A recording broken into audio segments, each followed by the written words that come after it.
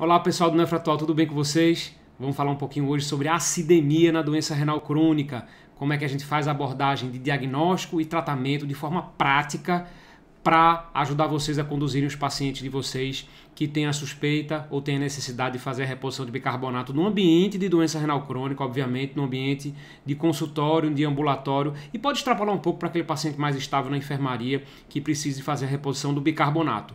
Vamos lá, pessoal, meu nome é Luiz Sete, eu sou médico, nefrologista e sou responsável pelo conteúdo prático e o conteúdo teórico do Nefratual, e é sobre isso que a gente vai falar hoje. Então vamos lá. Então, por que e como a gente tratar a acidemia na doença renal crônica? Primeiro, eu vou falar para vocês que a acidemia na doença renal crônica, ela respeita aquela proporcionalidade, aquela curva de piora da taxa de filtração glomerular, ou seja, a gente tem a maior presença de acidemia a partir do momento que a gente começa a progredir nos estágios da doença renal crônica, especialmente quando a gente chega no estágio 3A.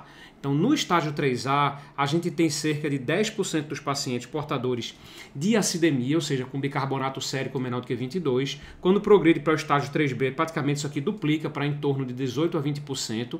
E quando chega nos estágios 4 e 5, a gente tem uma proporção de 30% mais ou menos dos pacientes em tratamento conservador com acidemia, ou seja, aqueles pacientes que precisam repor bicarbonato no seu dia a dia. E a gente está falando aqui de paciente no contexto de doença renal crônica estável no tratamento ambulatorial.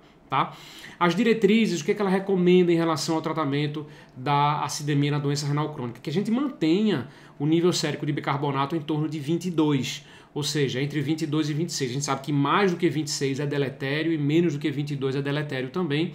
Então, habitualmente, nossos pacientes vão ter a acidemia manifesta através do bicarbonato sérico menor do que 22 e a gente vai fazer a reposição baseado nisso. Tá? Então, quando os pacientes que vocês estão avaliando, você pede ali uma reserva alcalina, bicarbonato, ou então a gasometria venosa, você vai enxergar o consumo de bicarbonato e você vai repor o bicarbonato à medida que o paciente progride com a doença renal crônica e com o surgimento da acidemia, obviamente. Tá? Então, mas por que a gente repõe? Qual é o motivo de a gente repor? Existe na reposição um efeito teórico benéfico de diminuição da velocidade de progressão da doença. Isso aqui a gente confirmou e tem algumas comprovações de que o paciente que não tem acidemia, que corrige a acidemia, ele progride de maneira mais lenta. A gente diminui o risco de morte. Veja só, o paciente que tem um status ácido básico controlado, esse paciente tem um risco menor de morte, melhora o status nutricional, isso aqui é importante. Bicarbonato muitas vezes a acidemia na verdade é quem está responsável por aqueles sintomas gastrointestinais, de inapetência, de desnutrição, de hiporexia. Então é importante que se note isso. A doença mineral óssea é essencial porque esses ácidos acabam tamponando-se no osso, causando uma doença mineral mais acentuada, e diminuição dos sintomas urêmicos, principalmente aqueles relacionados ao catabolismo proteico, sarcopenia, fraqueza, astenia. Isso aqui é muito importante, especialmente a sarcopenia nos estágios mais avançados, porque a gente tem aqui, provavelmente, uma doença renal crônica que precisa de restrição de proteína associada à acidemia. O paciente perde muita massa muscular, isso aqui tem que ser balanceado, e é isso aqui que a gente vai falar hoje, como é que a gente faz para reverter e tentar diminuir esses desfechos ruins, né, que estão associados à presença da acidemia, né, que a gente vai repetir aqui para vocês. Ó. Velocidade de progressão aumenta, diminui a morte, principalmente cardiovascular, quando a gente faz o tratamento desses pacientes, melhora o status nutricional e melhora a doença mineral óssea. Tá? Como é que a gente vai tratar? Então são 3 pilares mais ou menos no tratamento. Primeiro, a reposição de bicarbonato, uma dieta rica em vegetal, que é um grande problema quando a gente está tratando de pacientes com doença renal crônica, especialmente estágio 4 e 5, é que esses vegetais eles acabam tendo uma carga de potássio um pouco mais alta, e aí fica-se com muito medo de repor o vegetal para dar uma carga álcali, e o paciente acaba tendo também em compensação hipercalemia. É bem discutível isso hoje em dia, é super discutível. Será que a dieta que a gente faz um pouco mais rica em potássio traz um aumento do potássio sérico ou não, ou isso é contrabalanceado pela essa sobrecarga álcali que a gente tem, a sobrecarga alcalina que a gente tem pelo uso dos vegetais? Não se sabe exatamente, mas o ideal seria que a gente fizesse uma dieta mais rica em vegetais, principalmente aqueles vegetais que não são tão ricos em potássio, e uma dieta hipoproteica, porque o que vai gerar o acúmulo de ácido geralmente na dieta da gente é a proteína. Tá? Você lembrar aqui que carboidrato e gordura basicamente ele acaba sendo metabolizado em CO2 e água. CO2 ele é expelido e eliminado pelos pulmões, né, um ácido volátil, e enquanto que quando a gente ingere proteína, a gente tem a produção de ácidos pelo metabolismo das proteínas, ácido sulfúrico, ácido fosfórico, ácido úrico, e esses ácidos acabam consumindo o bicarbonato, fazendo com que haja uma piora da acidemia. Tá? Então a dieta hipoproteica, a reposição de bicarbonato e a dieta rica em álcalis vão ser os três pilares para o controle da acidemia desses pacientes. Uma dieta rica em vegetais ou a dieta hipoproteica, muitas vezes a gente vai deixar a cargo dos nutricionistas, que são essenciais no manejo desses pacientes nessa fase de doença, e a gente vai deixar o tratamento de bicarbonato para o nefrologista, para a gente fazer baseado principalmente no peso corporal.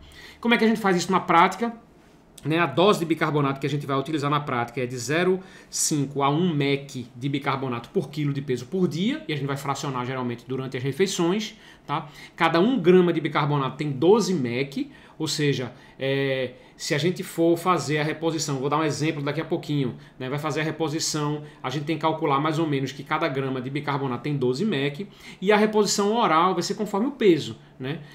Então vamos lá, uma colher, as medidas, quais são as medidas que a gente faz de maneira habitual? Tem duas formas de fazer isso, a gente forma de forma empírica, em casa, forma caseira, ou a gente pede para manipular as cápsulas contendo bicarbonato. A forma mais prática, e como é tentativa e erro e varia de paciente para paciente, geralmente a gente pede para fazer de forma mais empírica. Né? Uma colher rasa, por exemplo, de café, ela contém cerca de 5 gramas de bicarbonato, e uma tampinha de caneta Bic, que geralmente a gente pede para associar, para poder falar, ela contém mais ou menos 1 grama de bicarbonato. Tá? E as cápsulas, elas podem ser manipuladas de 500 miligramas de bicarbonato.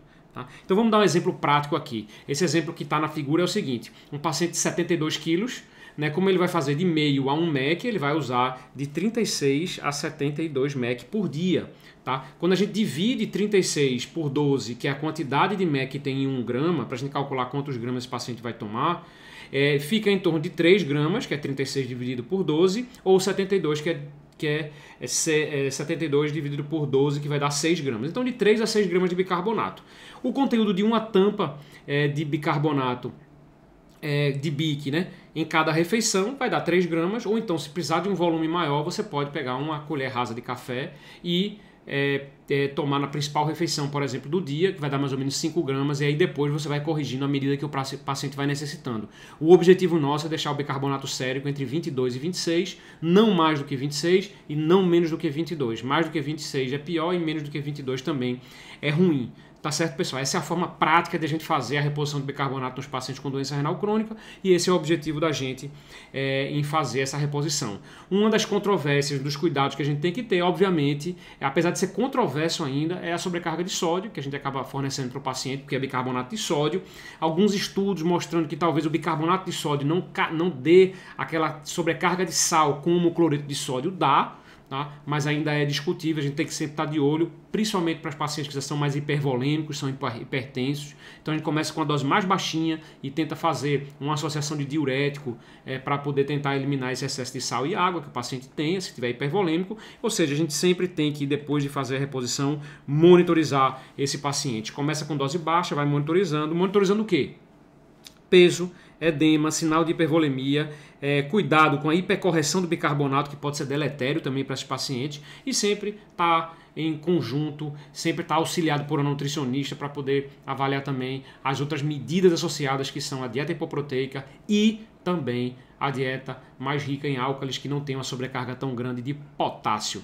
Tá bom, pessoal? Então essa foi a dica Nefroatual, esse foi as dicas que a gente resolveu trazer para vocês. Se vocês tiverem alguma dúvida, comenta aqui embaixo, diz para vocês o que é que vocês acharam, se foi muito rápido, se deu para entender, se é esse conteúdo que vocês gostam, dê a opinião de vocês aí, e a gente se encontra no próximo áudio ou vídeo. Um grande abraço!